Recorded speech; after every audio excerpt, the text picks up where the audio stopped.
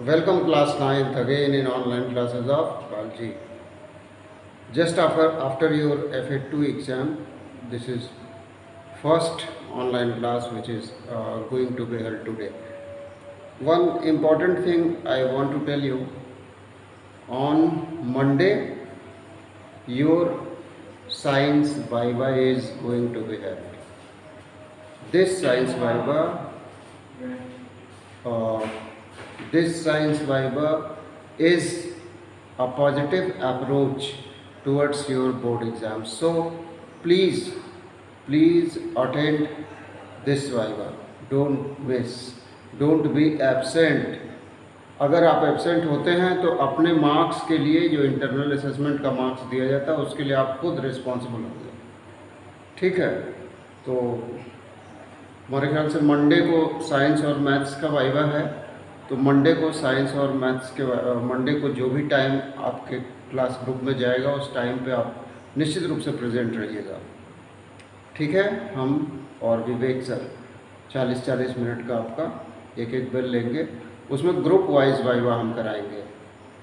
4-5 बच्चों का एक ग्रुप रहेगा, उन्हीं बच्चों से क्वेश्चंस पूछेंगे, तरीका आपको बता दे रहा है, ठीक है। तो उसमें जैसा आपका पहले रोल नंबर था उस हिसाब से वो रोल नंबर सेट किया जाएगा। 1 2 3 4 ये 5 1 2 3 4 5 फर्स्ट क्वेश्चन इन 5 बच्चों से रहेगा। जो आंसर मिलेगा उस आंसर पे मार्किंग की जाएगी।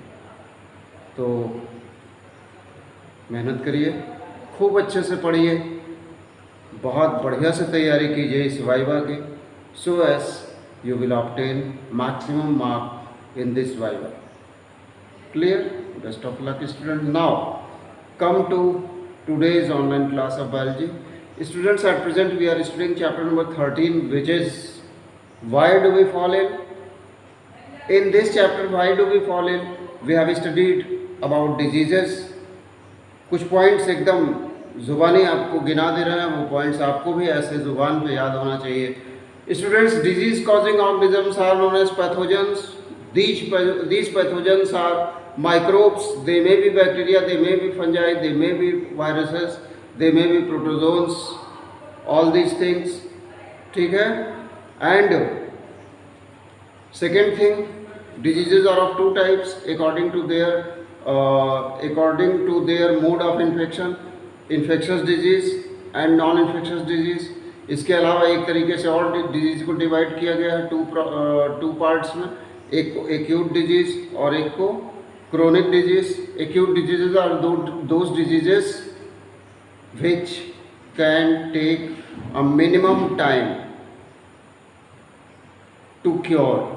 ऐसी डिजीज़ जिसको क्योर करने में बहुत मिनिमम टाइम लगे, और ऐसी डिजीज़ जो आपके भीतर बहुत कम समय में हो भी जाए, और कम समय में ठीक भी हो जाए, ऐसे डिजीजेस को हम कहते हैं acute diseases. For example fever, for example headache, for example stomach ache, ये सारी डिजीजेस जो हैं ये आपकी एक्यूट डिजीजेस हैं। Now come to second part, chronic diseases. Chronic diseases are those diseases which take a long time to occur and they also take a long time to cure. लंबे समय में ये हमको होती हैं और बहुत लंबे समय तक इनका ट्रीटमेंट चलता है, तभी ठीक होती हैं। इनको हम कहते हैं chronic diseases. For example tuberculosis, that is TB, ज़्यादा टाइम लगता है। फॉर एग्जांपल कैंसर, ठीक है। फॉर एग्जांपल टाइफाइड भी मान सकते हैं, क्योंकि टाइफाइड का भी एक कोर्स है, 12 दिन का 15 दिन का एक कोर्स है उसका एंटीबायोटिक चलाने का, उसके बाद वो क्योर होता है। Anyway, I think all of you well understood about chronic and acute diseases, about infectious and non-infectious.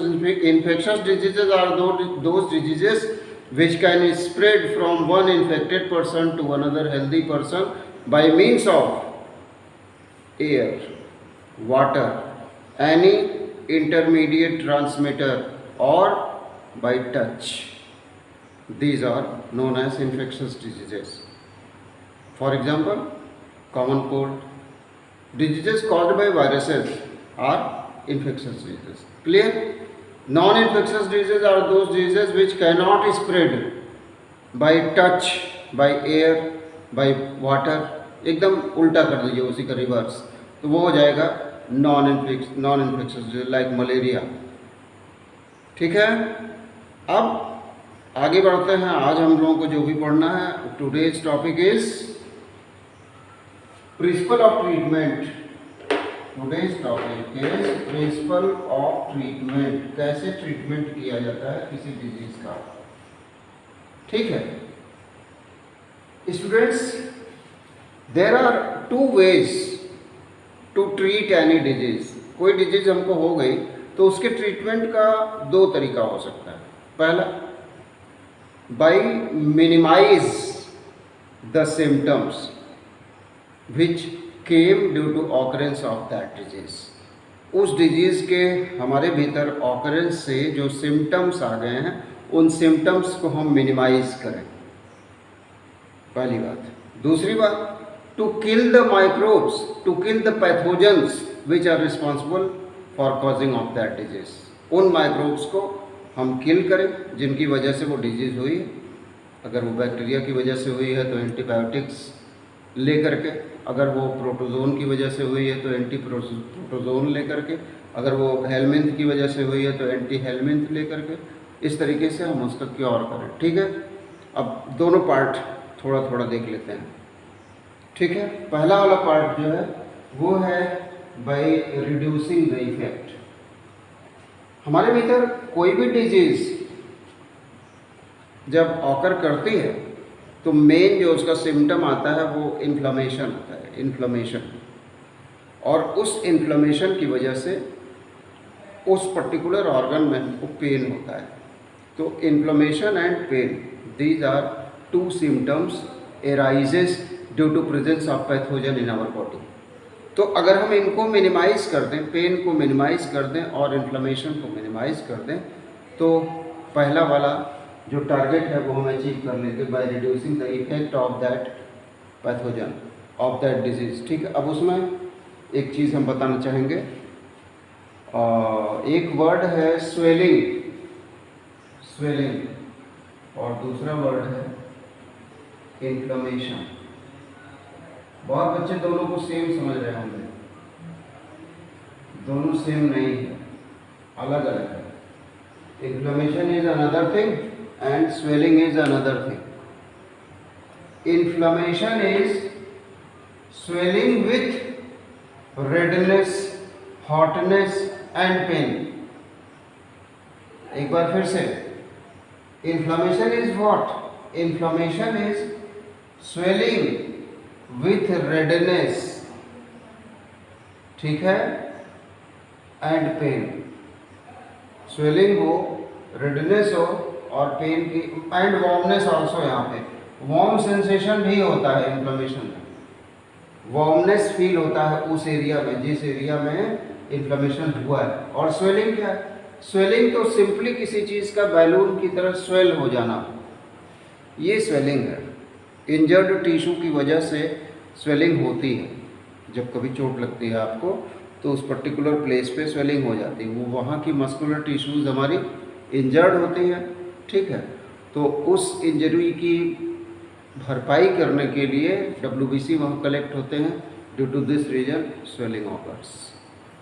ठीक, तो ये तो बात हो गई स्वेलिंग और इन्फ्लेमेशन के बीच में डिफरेंस की।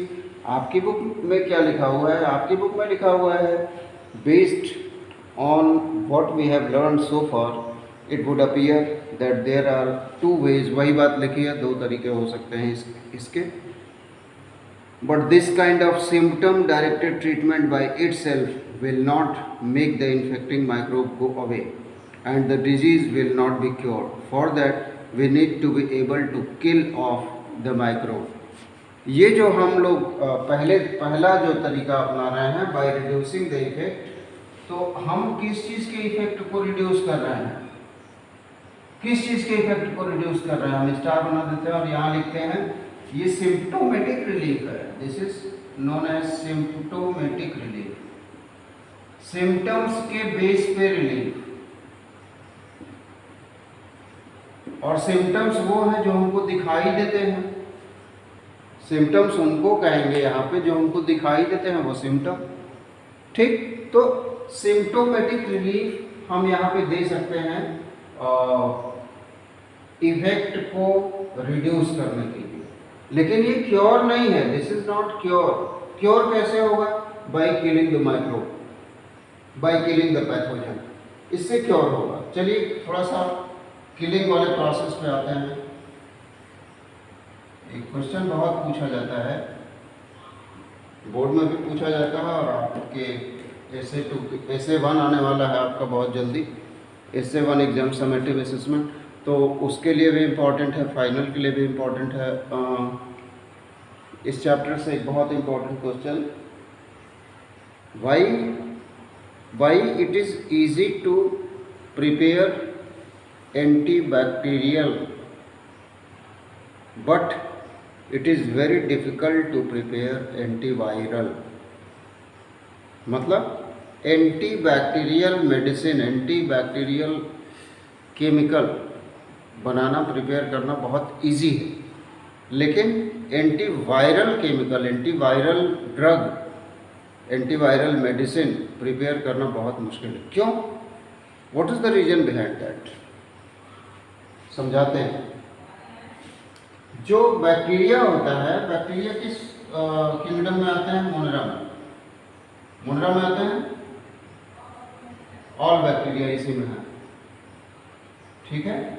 तो बैक्टीरिया का एक डेफिनेट शेप होता है, इसके भीतर इसका जेनेटिक मटेरियल होता है, ठीक है। न्यूक्लियस नहीं होता, हम मानते हैं न्यूक्लियस नहीं होता है, लेकिन न्यूक्लियस के प्लेस पे यहाँ न्यूक्लियॉइड तो होता है,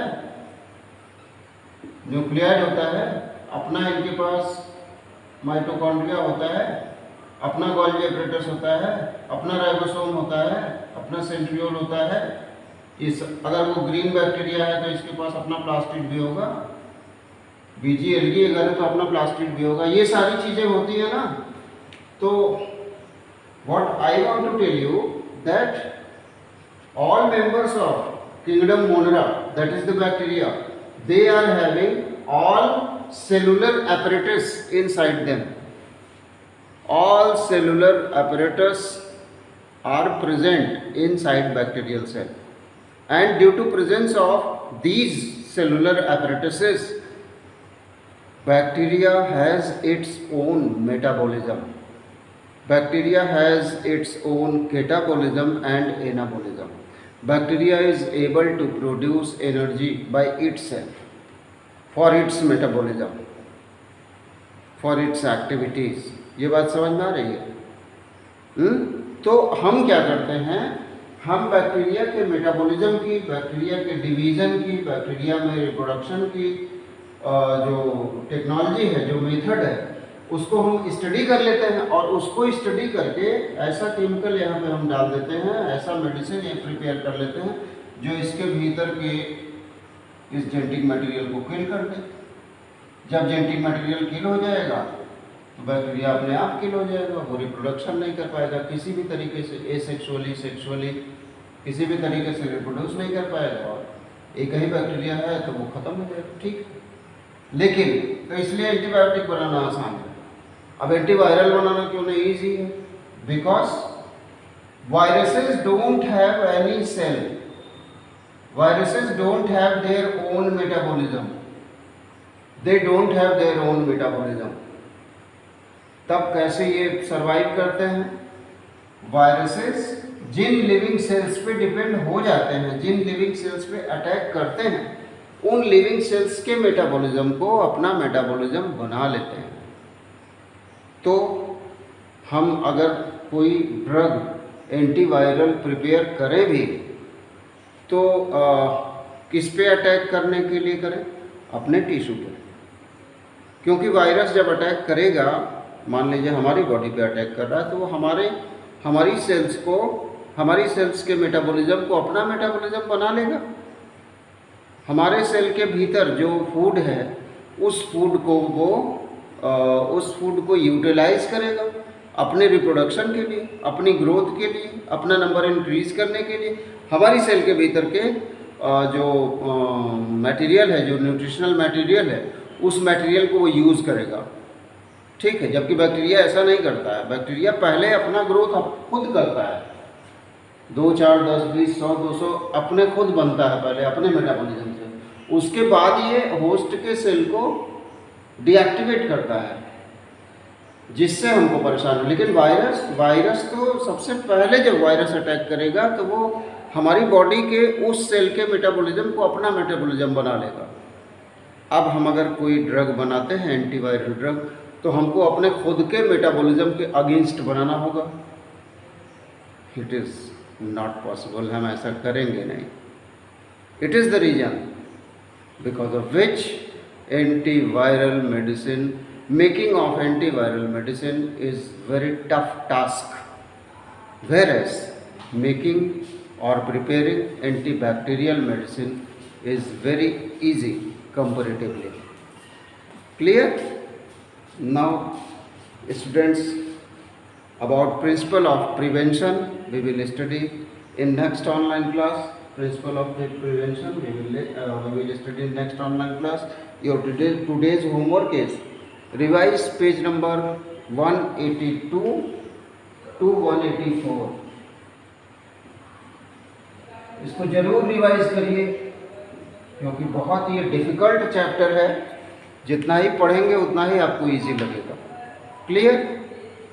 thank you students, stay home and be safe. Thank you.